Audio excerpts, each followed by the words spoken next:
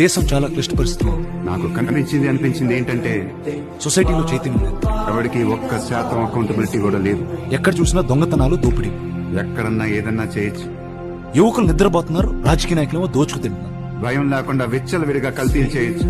సమాజంలో తిరిగే అర్హత లేని గుండాలు హత్యలు చేస్తారు, డబ్బులు తింటారు. 100 కోట్ల పైగా జనాభా ఉన్న దేశంలో పట్టుకుంటే 2-3 రోజుల్లో దర్జాగా బయటకు వస్తారు. It's really shocking madam speaker. Control చేయాల్సిన వ్యవస్థలే వాళ్ళకి కొమ్ము కాస్తున్నాయి. ఇలా నా సిస్టమ్ రన్ అవుతుంది. ఏంటి సార్ మనకి దౌర్భాగ్యం? ఇంత హీనంగానా మనం బతుకుతుంది? అసలు ఓటేసేవాడు క్యాండిడేట్ గురించి ఏం ఆలోచిస్తున్నాడు?